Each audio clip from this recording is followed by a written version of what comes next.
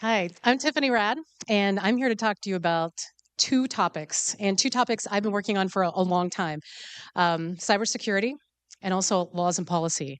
I have an interesting background that allows me to talk about both of these things.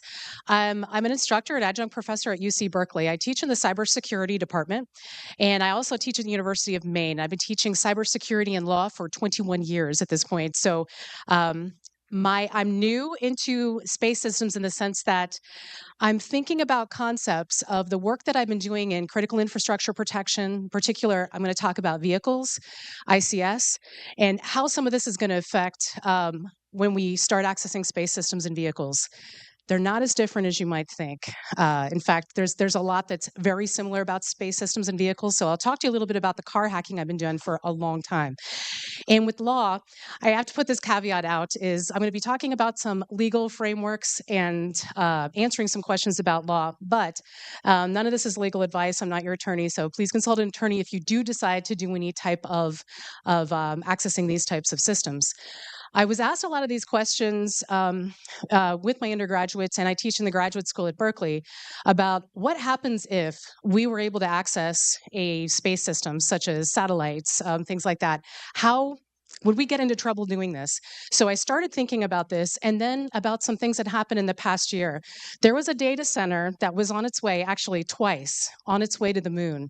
And on its way to the moon, it tipped over 2 times. Intuitive Machines made these devices, and I'm actually very excited to see them try again.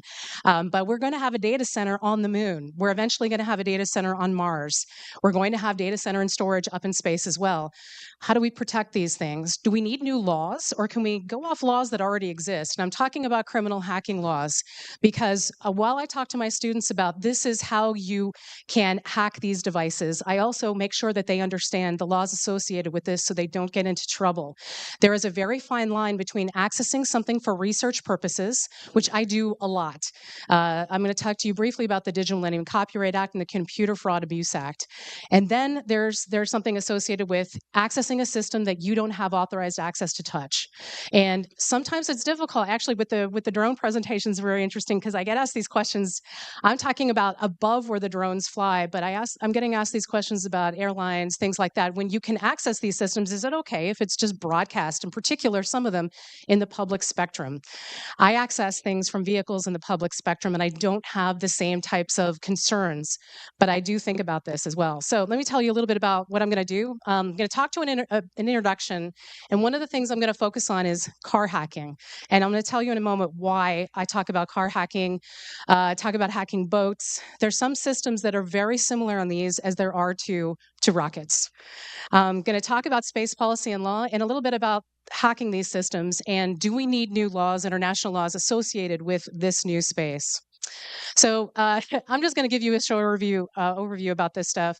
I've done a lot of work in lots of different areas in cybersecurity for the past 21 years. But in particular, one thing that I've done the whole way through is I teach at 2 universities, and I teach my students how to hack. And it used to be when I started, this was a little bit of an unconventional way of teaching students about how to design better products. But I wanted to teach people how you can break them first, because I am a firm believer that the red team type of penetration testing, being able to break systems, is going to make you design them better. That's why I'm also doing a pivot into space systems, because I am concerned about the security and privacy and different types of things with these as well. So I'm going to be accessing these systems, and I'm going to tell you about some programs where if you're an undergraduate student, if you're not a student, you kind of have to be to do this program I'm going to tell you about, but it's free, and they're going to teach you how to hack this. And in 2 years, we're going to be doing like a hack-a-sat type of thing. I know they have this at DEF CON, but we're going to be doing a formal program soon. So I do a lot with embedded systems. So that's the thing I like to hack the most is embedded systems in cars. I've done this for Kaspersky. I used to not put this on my resume over the past couple of years, but they have a team that all we did was think about red team type of stuff. We collected the most interesting malware on the planet. They had a team that would fly to wherever this was found, and they'd pick up the servers. We'd do the analysis, and we'd write these reports that went to, including the U.S. government. We had a government report, and then there was one that went out to the media. It was a very exciting place to work. And I got some really great experience on really looking at how malware designers around the world created stuff like Stuxnet. I went to work for them because one of their directors was one of the first who discovered Stuxnet. So I do industrial control system work as well. So I have hacked prisons. That's something that I did about, I think at this point, 8 years ago. And if you think that the 0-day that we found on some of these ICS systems that were managing prisons has been patched, I think that there's some facilities that it has not been. And I switched from ICS to doing a lot more back with vehicles again. One of the, if you are a fan of Mr. Robot, an entire Mr. Robot series is, not series, but one episode is based on my research doing that.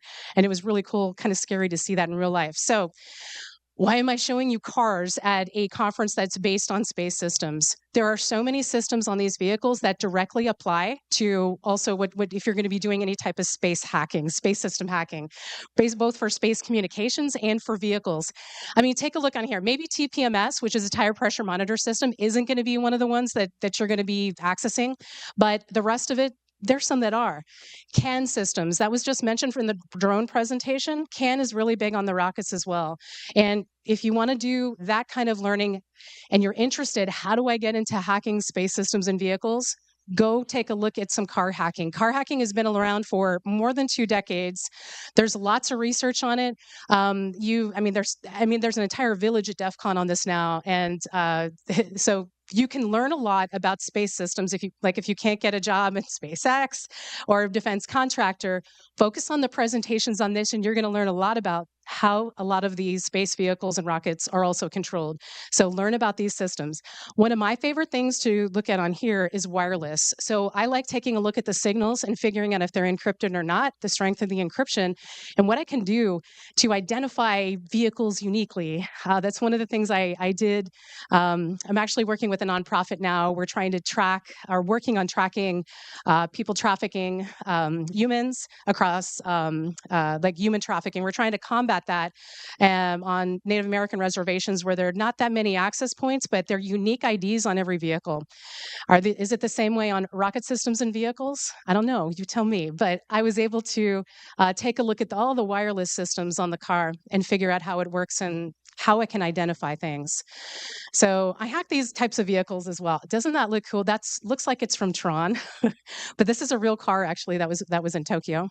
But honestly, this is the kind of stuff that I started on. I started hacking some of the low-end vehicles, not to identify any manufacturer here, but there are so many lines of codes on these cars. Some of the newer cars, in particular high-end like Mercedes, BMW, have as many lines of code that runs on them as a Boeing 777 Dreamliner. So there's so much. It's this. And I got to take this from Tron, is you're really putting your body into a computer when you sit in a modern vehicle. When you sit in some modern space vehicles, if any of you get the chance to do that, it's like this. You're riding a computer, and you really are dependent upon the developers and the companies that they've created a safe vehicle. So I look at all these vehicles being this way, both from wireless systems and embedded. That's some of the stuff I really enjoy. If you're interested in learning about this and you are a college student or graduate student, you have to be full-time. I helped start this program back in 2012. It is completely free for a full week. You can go hack cars, and you do not have to have a cybersecurity background or degree to go. We would like to see that you have a technical background, maybe computer science, something in engineering. But in the crowd today, there is one person who is a hacker teacher who is in the audience. And also there is a student who is going this summer who's in the audience as well. So some of the picture here features some of my students from UC Berkeley and the University of Maine. But we start out from the basics of like, learn how to use Wireshark. You want to spoof GPS? Here's a safe place to do it where it's not illegal. Don't try to do this at home, because spoofing GPS, especially if you're learning how to do this stuff out in a parking lot, is illegal. It's dangerous. Don't do it. If you want to learn how to do it, go to a camp like this. So it's a full week, and we're going to teach you how to use all the hacking tools. Just look at the car as like the application of all these penetration testing tools that you've heard of. If you're not in pen testing, you're going to learn how to do here, but on this. So We don't just do cars. I'm involved in the car hacking camp, and I'm going to be there. I'm going to S-Car next week to talk about car hacking. Then I go back to Detroit to for this program for a full week, and it is free. I don't know if I mentioned that, but you don't have to pay anything to go. You just have to get yourself to Detroit and get yourself home. But it's sponsored by a nonprofit and by vehicle manufacturers. But they also do have a full week for drone. Big ones too. These are big ones that as a civilian, you may not get access to this. They have one for medical devices. You're going to be hacking like pacemakers, obviously not in people, but pacemakers. They do an implantable insulin pump, different types of like drug med carts. All this stuff is wired and connected. They have one for critical infrastructure coming up. And they have a boat one. And the boat one, again, when I'm talking about stuff with space, a lot of these systems are similar. So I was talking to another gentleman at the last conference I went to. He wanted to put up a small, like a hobbyist type of satellite. It's gotten way cheaper to do. And he's like, do you know any universities that want to pitch in? I'm like, oh, I do. So it would be really cool to be able to put one up in low Earth orbit. Some of them are made of materials like wood that will burn up. So it's not like putting more space junk up there that's going to get stuck and up there forever. But we're talking about doing one for the cyber like space challenge. So maybe in a couple of years we'll be able to do that and get the funding to be able to do that. But we want to teach students how to access satellite devices, satellites that are in space as well. So when I think about hacking things, and I think about hacking on space systems as well, there's two pieces of legislation that you really should know so you don't get into trouble and you don't get a visit from the FBI. One of them is the DMCA. I'll tell you, there's some good things about the DMCA, and there's some not good things about the DMCA. I understand with intellectual property that it's a limited monopoly, and it's one of the reasons we have it is so as an entrepreneur, you can compete against big companies for a limited period of time to get your startup up and going. But when you're doing security research, this piece of intellectual property law sometimes prevents me from getting access to systems critical systems that I want to test. There's a special segment for land vehicles. So that's one that I've been involved with telling the Library of Congress, hey, please give us an exemption to do security research. They have land vehicles, they have voting machines, they have medical devices, things that you should care about that when you want researchers to feel comfortable and safe, being able to break some crypto, being able to break any type of technological measures is the actual trigger for the DMCA. So if you're thinking about doing this for space systems, you do need to know what the DMCA is. There is code, there is intellectual property in the devices that you might be accessing, and you might find yourself having a problem with the DMCA. But look at number 4 down here. So there's an exemption for security researchers that you're doing this for good faith. This is a topic, not a topic, but a word in law that gives me a little bit of discomfort, actually. It sounds like good faith. How do you define that sometimes? I know a lot of researchers that go to DEF CON and Black Hat, not a lot, but it happens maybe once a year, every couple of years, that they want to talk about a security vulnerability, an exploit that they've had. But can they show that they're a good faith security researcher? And look at some of the caveats here. You sometimes have to go to the vendor. They want to see that you've gone and talked to, I don't know what it would be like for an automobile manufacturer. I'll use that as an example, that you've told them I'm doing this research. There are reasons sometimes people don't want to do that. So the number 4 has been one I've kind of not liked a lot because ethical disclosure is something that you're not legally required to do. It's a choice. So I have a lot of researchers that come to me and say, I'm going to talk about something that looks like it might have circumvented a technological measure. I might trigger the DMCA. And I'm like, well, get ready, because this is something we got to think about as security researchers as you're accessing this. Here's the other one, the Computer Fraud and Abuse Act. So again, as we're talking about space systems and vehicles, do think very much about this one as well. Do you have authorized access? Does that belong to you? Okay, that's generally one of the questions that's asked with the Computer Fraud and Abuse Act. There have been security researchers that have run afoul of this because they assume that because their car, they bought it, it's theirs. Maybe the drone they bought, it's theirs. That they can open up all the code, rip out all the firmware, and they can actually start getting down to research. And that's not really the case. You have a license to use that stuff. You don't own it. You might own on your vehicle the metal, the tires, the rubber tires.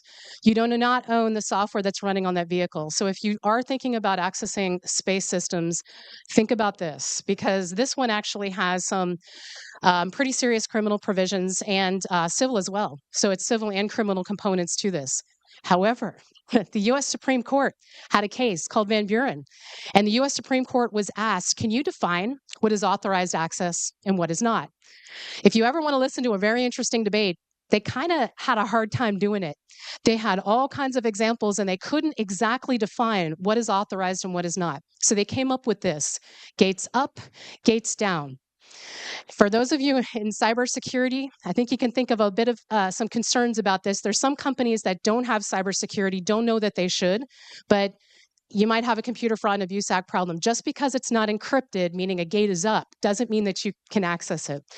The gates down would be one of those examples that they don't have cryptography. Maybe they should. Like the last presentation, maybe they didn't encrypt it because they want things to run very quickly for these drones moving around. But that doesn't mean that you won't have an issue with the gates up, gates down. They're going to look to your intent, and as was discussed earlier, that's difficult to define. But do know that they now have the gates up, gates down. There's a lot of legal research trying to figure out what that is. But I'll tell you, as a security researcher that thinks about this on every single device that I access, is am I going to a point where if I'm going to do a presentation, I'm going to do a disclosure, am I allowed to access this? And in particular, when you're talking about space systems and vehicles, be very cautious. Be very cautious.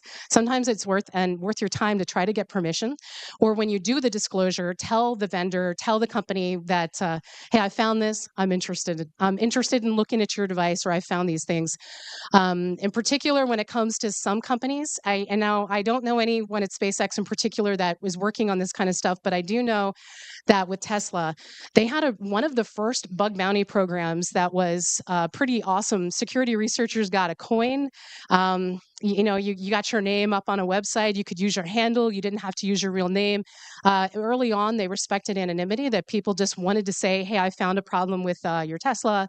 Let us know about it. We want to know.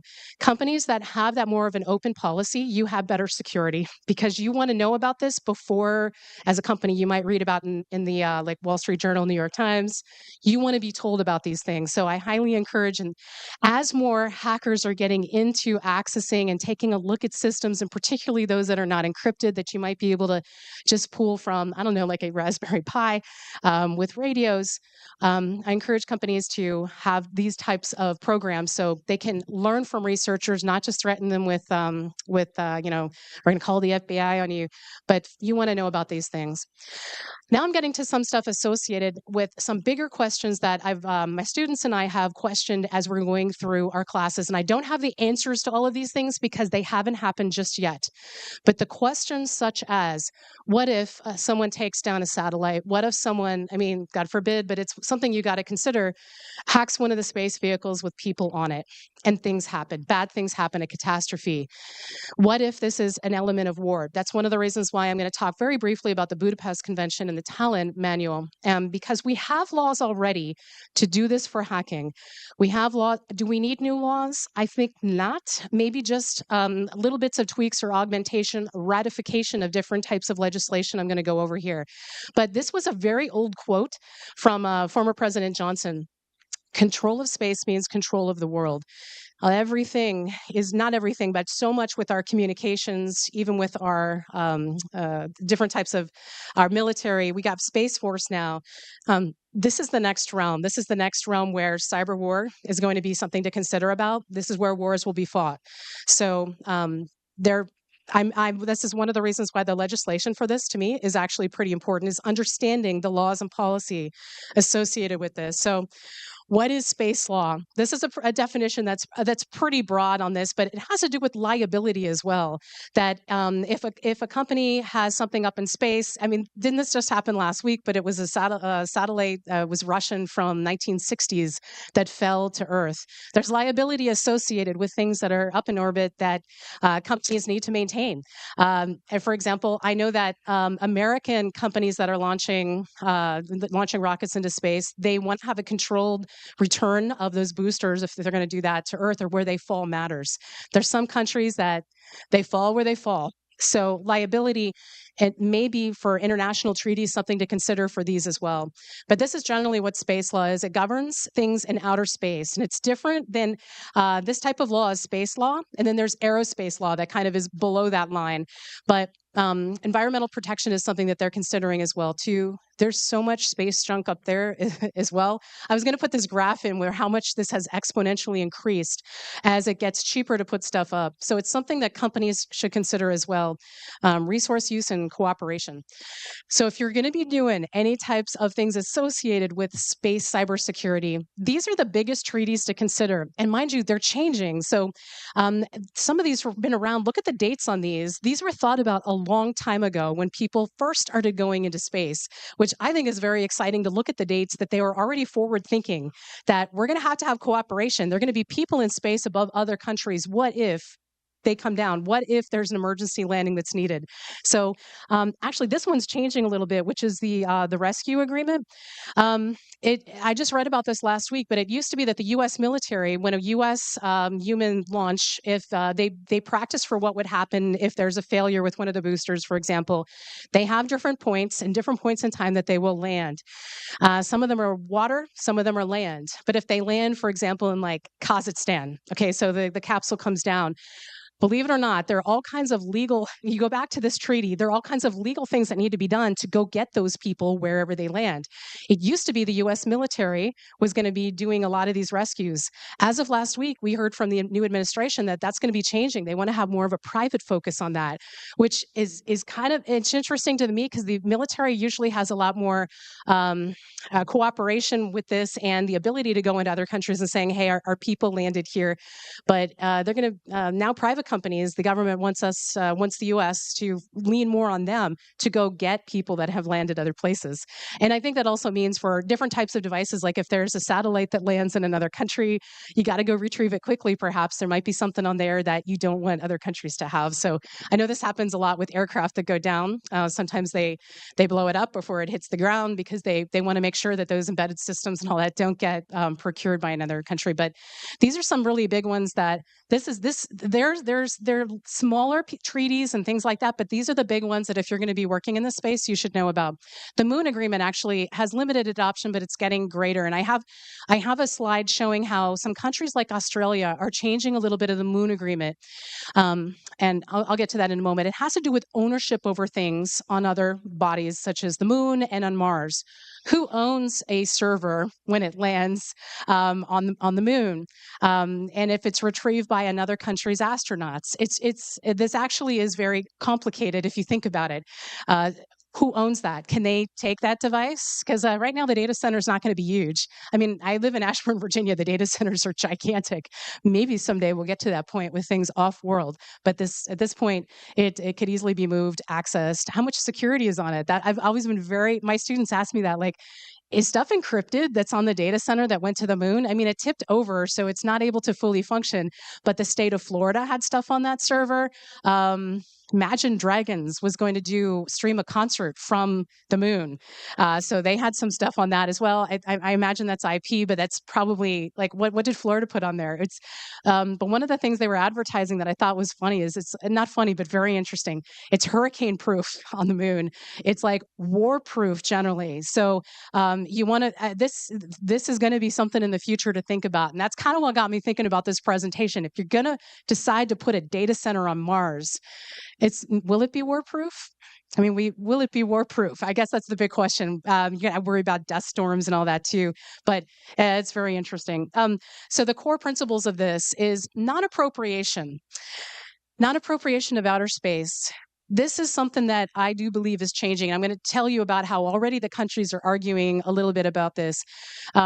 There are resources on the moon that there are a lot of companies ready to go extract, mining resources in particular. There's some countries that are saying, no, you can't do that. We have some treaties from the 1960s and 70s. It belongs to everyone and every country. But they're private companies saying, all right, you can tell a government that, but if we build our own space systems and we go get it, how are you going to, are you going to stop us? I guess it's not how are you going to stop us, but are you going to stop us? Are you going to try? Because in some sense, we want this type of commercial development of space. I mean, it's fueling this industry that we're in right now. It's going to just get bigger. they're going to want to go capitalize off of some of the resources on Mars and the moon. But it's also a concern, I think, for a lot of governments that maybe don't have a way to go mine on the moon. The ones that can afford to do that, and the companies that can in the United States, perhaps, and Russia and in China, that they're going to get the lion's share of those resources because there's no resource that is unlimited. So damage by space objects, I talked about that. There already have been incidences of, well, SpaceX too, some of their different parts of rockets recently. Actually, there's a Starship launch happening next week. I'm pretty excited about that. But there were pieces that fell on the Bahamas. I didn't see anything about any extensive damage, but I think it is a matter of time before an accident occurs, damage happens. What's liability associated with that? Avoidance of harmful contamination is also about, and this is something I know that American companies are concerned about, maybe not so much in some countries like China, but there's rocket launches do put off, at least as long as we use at this point the chemical types of rockets, it does put off some contamination. So whose responsibility is that to clean it up? In particular, if they're kind of doing this in the interest of exploration of space, is it all of us? Is it the government, or do they have to clean it up? So there's some things to consider. The UN actually has a space governance body, an organization. They think about these types of topics. So if you're ever curious and want to, if you're interested in this topic, go check some of the papers and the white papers that they've produced. They have meetings ever so often where they talk about some of these big things, such as a registry of all objects launched into space. If you want to know how many things are up in orbit, the UN tracks that kind of stuff and they can tell you. Well, they can tell you in the reports. National space policy and laws, here's a listing of some of them. I've been very interested in learning more about what other countries are doing, in particular China, because right now, I guess this seems a little bit new in some sense. Russia used to be the country that had a space program that was just as advanced as the U.S. I do believe that's shifting a little bit. I don't think anyone would argue with me that China now is the country that's putting a great deal of resources both into military operations in space and also space exploration. As our government's thinking about deorbiting our one space station we have, they got a brand new big one that they're still building onto. They're doing all kinds of science research up there that is going to benefit hopefully everyone, but the ownership of that probably a lot of that belongs to China. Now I will say that they did send a probe to the dark side, the other side of the moon that we can't see. The scientific research that came from that was shared for the benefit of the world. This is part of the Moon Treaty and some others that I just saw here, that if they learn these things, they're supposed to share this with all countries. But I posit that I do believe that this might be changing in the future. So I guess it really depends on international relations and groups of researchers and lawyers that really are thinking about these topics. The commercialization of space activities is pretty exciting as well. I mean, I don't need to list off these companies. They're all here in Florida. And the spectrum use, these types of questions, it's going to be bigger than it has been before. So this is up and coming too. Insurance also, with cybersecurity insurance, look how that just ballooned over the past 10 years. This is going to be this for space systems too. These are some of the emerging issues. Traffic in space is huge. I know that every now and then our space station has to increase or decrease its orbit to get around stuff that's up in space. That debris could take out, even tiny micro pieces of satellites that have been destroyed up there. It could actually cause very serious problems. So the resource extraction and ownership, as I mentioned, on other bodies, off-world is going to be a big business in the future. And it's something that I'm glad that our government's thinking about this and the military use too. This is one of the reasons why I brought in one of, I'll show you in the moment, some legislation that has to do with cyber war. And I know no one really wants to think about this, but a cyber war will take place in space if it ever does. Some people might say, and we've discussed in a class in Berkeley, it's kind of going on now already. It's not something that we are not currently at war. The United States has not declared it, but there is a lot going on that, depending on which country you're in and how you define cyber war, how you define cyber espionage, there's some countries like Russia that say, no, we're at war. And when you look at the different types of malware and different campaigns that are going on, I do think that some of the researchers that have suggested this are correct. We may not hear our government talking about it, but when you see how much they're in our systems in the United States.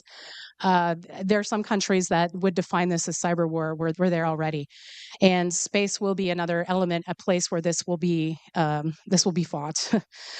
So human settlement and tourism, and I don't want to forget too that we have Space Force, and I've had some students ask me that when we do go to Mars, okay, assume that's maybe in the next 6 years, 7 years. I mean, if we look at SpaceX's timeline, I mean, they want to send a rocket from either here or Texas. I don't know which one next year, like next fall. They're going to send some of their robots to do research and to start setting up pretty much for a human settlement to come. This is exciting. This is very exciting, and I'm very glad to see that this is being done. But it's something to think about too. Is will Space Force be one of the groups that goes first too? In particular, what if we're not first? There's been some theories that some countries have said if we get there first, we're kind of claiming this area, just like they do, a long time ago, long before all of us. We're going to take this piece of land because it's strategically important or it has great resources. They're talking about something like that. How will the U.S. government respond to that? If it's, in particular, there's up. I think it's up near one of the polar caps on Mars. They do believe that there is a lot of water. That's going to be very important for one of humans, first settlements, as we have access to that. What if another country gets there first? Are they going to say this is for, because of these treaties that exist, this is for all of humans or just for their astronauts, their military that gets there first? So anyway, Artemis Accords is another one that's a little bit of a fairly newer one. But as of 2025, I just updated this, over 50 countries have signed it. A lot of these are non-binding. So do keep that in mind. Countries have voluntarily said, I want to join. That sounds like something we want to do for international cooperation, and Moon, Mars, comets, they're going to be used for peaceful purposes. I like to see this, but again, caveat, it's non-binding. But that does mean that governments are talking about wanting to share resources in space. So the future of space law will have equity, safety, innovation, global collaboration versus geopolitical tensions. So when we do have Russian astronauts that have been on the space station, even through what was going on in the Ukraine for years, and the U.S. astronauts are getting rides back down to Russia. I mean, they had one of the most powerful rockets to date. I know that SpaceX is definitely giving them a run for their money on that statistic fantastically, but we relied on them for quite a while to get our astronauts up into space.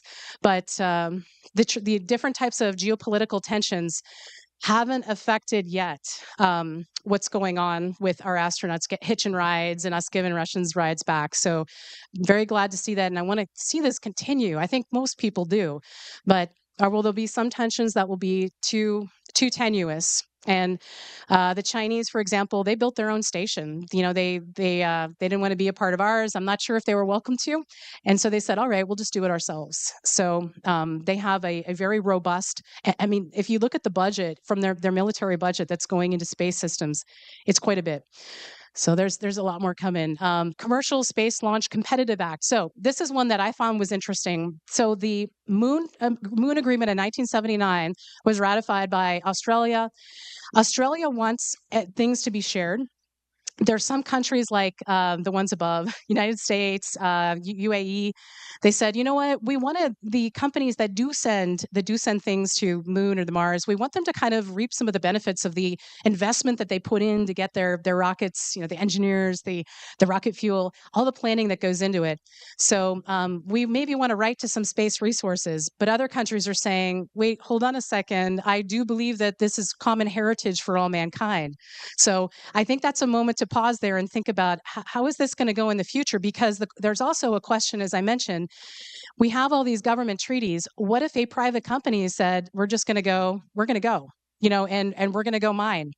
I do know they have to get permissions to launch through airspace, things like that. But will the government stop them is the question. Will the U.S. government say, hold on a second, we need to make this for all mankind? So space law in conclusion is the legal frameworks already exist. And I'm going to show you briefly about the one on cyber war too, but the legal frameworks already exist for these things. maybe some tweaking, some ratifications is needed. But I don't believe that we need any new laws. Just like for decades, I believe for cyber crimes laws, they just needed a little bit of tweaking. I don't think we needed the Computer Fraud and Abuse Act, especially now knowing how this actually inhibits a lot of security research. I mean, I'm an attorney and I'm a cybersecurity researcher. I do think very carefully when I access a system about the DMCA, Computer Fraud Abuse Act. You should too, if you do this type of work. Definitely think about it and consider the ramifications and how you're going to handle the information. Like if you have 0 days, how you're going to do that. But this is going to also apply very much for space systems. The legal frameworks already exist. We just, I think, need to do some tweaking of the laws that are already here. But again, there's some uncertainty as to how the governments will regulate private companies. Maybe they cannot. So again, when it comes to you accessing devices in space too, there's the talent. Okay, international laws are something that you might want to consider as well. I mean, you're a U.S. citizen. Most of us sitting in this room probably are. Some of you may be from other places as well. So U.S. laws apply to us too. And the U.S. has jurisdiction, including for extradition, because of Budapest Convention is one of these. Now, this isn't about cyber law. The Budapest Convention is really about cyber crimes and how countries will work together to share information, law enforcement resources, things like that about what is illegal access. And also they get together. I mean, Interpol's very active with this too, but they will extradite people to where they need to be. And in the U.S., sometimes we bring cyber criminals over here to be in United States prisons because the damage has been caused greatly here in the U.S. Not with all cyber crimes, but this is one of the pieces of international law that makes that happen. Now, the Talon Manual, on the other hand, we do read in my class at Berkeley when we talk about cyber war. And I know this sounds a little bit depressing to think about when we're talking about the excitement with space exploration, and but it is something to consider that if there is hacking, illegal, malicious hacking on our satellite systems that are used for communication, for military devices, GPS satellites, things like that, that's part of our critical infrastructure. The Talon Manual, these things do apply. And what's interesting too in the Talon Manual, in the most recent version, they do suggest, and now this doesn't tell law enforcement how to operate, but that hacker actually could be liable for this, criminally liable. And there are other countries, if they do go to war, and this is mentioned in the Talon Manual, the difference between peacetime and war, they could consider a hacker that does that as a target of war, meaning another country could say that person did this to our system. They're acting in the place of military. We're going to consider them to be an enemy of our country. So that's actually that's a very interesting component of the Talon Manual that, as cybersecurity researchers, hackers think about this too. The Talon Manual is pretty strict about this. I mean, we're not at war, like I said, at least not officially, but there is a lot going on. There's a lot of hacking going on our satellite systems as well. So it depends on who you talk to about this, but cyber espionage can rise to that level of war. Data theft, depending on how big it is, and obviously anything that affects things in critical infrastructure, hospitals, military communication systems down here on Earth. With hacking, the Talon Manual, some of that will apply as well, and it will help countries decide and give them guidance on when they're at war and when they're in peacetime and how they handle different types of cyber attacks. So this does apply to cyberspace. It's at the very end of the Talon Manual. If you do buy this book, I know it's online for free too, but it's very interesting reading about international law and how you kind of define this. There are a lot of countries that contribute to this, but again, it's not legally binding. This is not law. This is just recommendations, things like that, a treaty in a sense, but not legally binding on these countries, but how to define those things. So for off-world hacking, there's a growing risk. And I think I'm glad that this conference exists so we can talk about different types of security vulnerabilities. I very much encourage the discussion and sharing of this information with the vendors too, but that is still your choice. If you do hacking, if you do this type of thing, if you want to take a talk to DEF CON, again, this isn't legal advice specifically for anyone here in the room, but you generally don't have to do any type of disclosure. If you work for the company and you have a non-disclosure, you have any type type of contract, that's a different story. But if you're just a security researcher looking at these things, and you find a vulnerability in a radio, something like that, as some ways that they communicate with their satellites, that's something. I mean, there is a village now that I think, was it a village? But I know they had Hackasat for a couple of years at DEF CON, and I hope that comes back. They put another one up, but you can go talk about this without permission from the company. But I know the companies would very much like to know these things before you go, but you don't have a legal obligation to do that if you don't work for them. You have no contracts. You don't have a security clearance. That's one that's like, if you do, you're going to be in trouble sometimes for doing this work. But if you're an independent researcher, you should still have these protections. Do think about the DMCA, Computer Fraud and Abuse Act. I know a lot of hackers that got into trouble because they didn't know these things and they took something to DEF CON or Black Hat and didn't know what could happen. But this matters for a lot of us, for critical infrastructure. GPS, again, if you want to learn how to do like disruption of GPS, like again, I think I mentioned this, don't do this in the parking lot, don't do it at home. Go to a program like the Cyber Auto Challenge, learn to do it on cars in like a sandboxed environment, drones on that sandbox environment that they have. Find a program where you can learn about this stuff. Go to DEF CON and do it. They have really cool stuff that you can work on there too in the villages. But doing this at home on your own, be very cautious about it. But I mean, I say this because I've been in cybersecurity for over 20 years. When I started learning these things, there were no cybersecurity degree programs. We had to learn on our own. So those of us that came from this period in time, we were very careful about the work that we did. But now there are places you can go where you can learn about this stuff in a more safe environment. So some key vulnerabilities.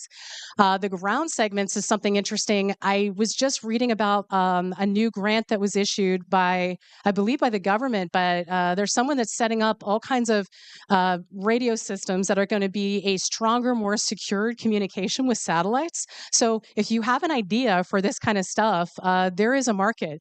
I mean, there is a market for thinking about just communications from the ground to satellite, even from satellite to things orbiting the moon. I mean, China just had some extraordinary research with lasers, and they have a plan to have a bunch of satellites around the moon for communication for when they do send their astronauts down, that we're going to care about security for these. They care about security for those as well. So there's so much exciting in this field right now, and it's just beginning. I mean, you can tell I'm excited about this. I'm trying to get my students to think about going into cybersecurity for space systems, because it's some of this stuff doesn't have great encryption. Some of it has no encryption.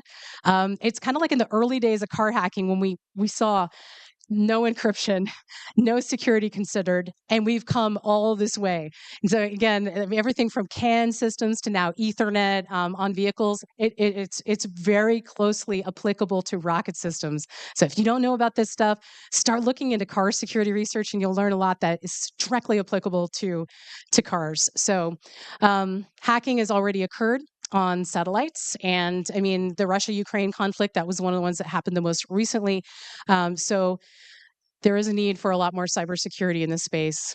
And cyber criminals too. Imagine a ransomware. If it could, like, it concerns me thinking about on a space vehicle or on the space station, what would happen if cyber criminals were able to say, like, hey, we're gonna shut down this system unless you pay this fine. So we're very much needed in this space, and I know the companies are thinking about this, and I'm encouraging you all to think about this too, and learn about the treaties that exist as well, because it's as you design your research or a new innovative idea, it's relevant.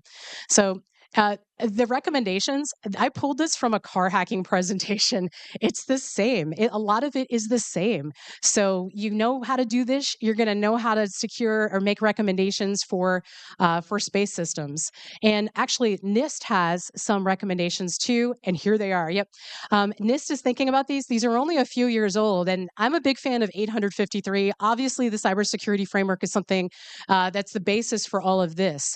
But one of the ways that sometimes I get my ideas to look for vulnerabilities or how to exploit a system, and I know this sounds like backwards in a way because I write standards now. I write standards that manufacturers, if they're going to have a thing in critical infrastructure, in particular for transportation, I might be working on that, and that you must have these levels of security. Sometimes when I'm learning about these systems and how to write these, I take a look at the standards. The standards are going to tell you generally, if you're looking at an embedded system, are there any standards that are associated with how this thing communicates? I mean, like what frequencies it works on. So if you want to do a talk and you want to figure out how to do some cool stuff, read the standards, learn every component that is in that vehicle, that is on that chip, down to the hardware level. And you're going to be looking through this, and eventually when you start reading all these standards, you're going to be like, wait, hey, that has a vulnerability. I saw this at DEF CON last year. Or hey, I already know that particular version of I don't know, a radio that they have on this chip, it has a vulnerability.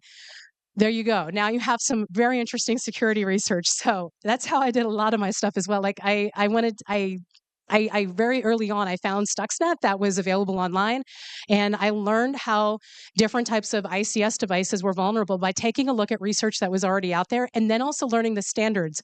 What do these facilities need to have in place? Now I'm writing the standards, so it's kind of like a whole full circle for me. But I'm thinking about this from a hacker's perspective when I write the standards. I'm like, how would I attack this thing? But you want to learn about this? That's one of the things you're going to learn. One of the things that's different is going to be position, timing, and navigation, and it's abbreviated PNT. So when you see that when you're accessing systems, that's a really big one. If you take a look at past years for Hackasat for DEF CON, that's a really big one. So that's something that the teams were working on, being able to change its position, how it's navigating, tell it to be somewhere it's not supposed to be. So think about these things as you're developing your research. So this is just a sample. Look how simple some of this is. I mean, this is a basic. So I'm sure NIST in the future is going to be making ones that are maybe will get as complicated as 853. If you work in that, you know what that is. It's like over 500 pages long. But this is a sample. This is some of the stuff that, again, it applies to cars. It applies to boats. These things are for guidance control, GPS. So all of these exist already out there. If you're just getting into learning about hacking this stuff, look at the standards. Look at what NIST has. Public collaboration and private collaboration is pretty important too. So shared threat intelligence networks, it took so many years for us to get an ISAC for vehicles, but we have it, and it's one of the oldest in the transportation infrastructure. We're now trying to get ISACs for different things. One of the downsides to ISACs is they don't generally talk to security researchers, which is a little bit unfortunate, unless you're doing something that's going to cause like a recall. I'm not suggesting you do that, but as an independent security researcher, sometimes it's hard to share or receive information out of an ISAC. But the auto ISAC, if you're able to follow stuff that they publish, again, if you're learning about cars, you're going to know how systems on boats, systems on rockets, in particular. I know CAN is so old.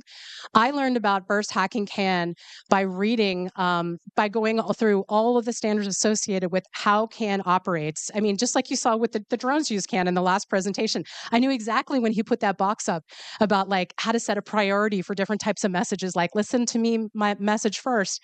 I'm going to make things happen, and everyone else has to be quiet. I can, for those who don't know, it's a ring network.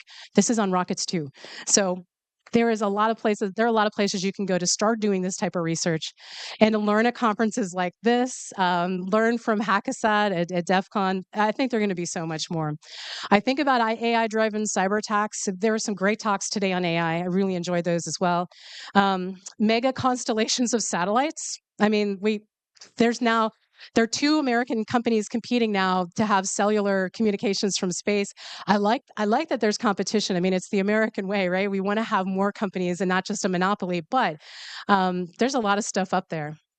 Quantum computing encryption challenges. I don't want to get into that. That's very exciting, very interesting. But I do consider this when I'm looking at different security for this, and how these will be part someday. Hopefully not, but cyber war. These are targets generally for our adversaries of the United States. So we got to work to secure them. Because look at this thing. Has anyone seen this? This is a Chinese. It's a satellite crusher. They say it's up there to take space junk out of space, but it was very clear that it also has the ability to take an American satellite or a Starlink and just crush it up. So there are many. They're not just one or two up there. There are more. So I do believe China is already considering anti-satellite weaponry. So something to think about with that. And here, one of the conclusions is, I just to sum it up, there are ways that you can learn about this topic. It's a new field. This is a new conference. Hacking rocket systems, space vehicle systems is new. The systems in it are not new necessarily. I mean, there'll be new code, but generally how everything works, look to systems terrestrial, like I mentioned, cars, boats. In fact, one of the people that wants to collaborate with me to put up a little hackasat for our university projects, he's doing it for maritime. He trains people in maritime cybersecurity, and GPS to them is a huge deal. Position of where things are. So they're doing it. They're not as interested in space vehicles, their boats, but it's something that they very much care about. And off-world hacking, I'm excited for this prospect. And that's why I wanted to put this topic in and use the word off-world, because we have off-world databases. They may not be functioning fully, but they're going to try it again. That company's going to put more up, and I'm excited, and then I'm here for it. So thank you very much. And you have any questions? I can't answer legal questions for you, but I can answer about where to get resources if you're interested in learning more about this. And check out the Cyber Auto Challenge. There's also drone, boat, medical devices, critical infrastructure, and hopefully in the next couple of years, we're going to do space hacking in this program. So thanks very much, everyone. Have a good afternoon. Thank you for staying to the end of the conference, almost at the end of the day. All right, have a good day.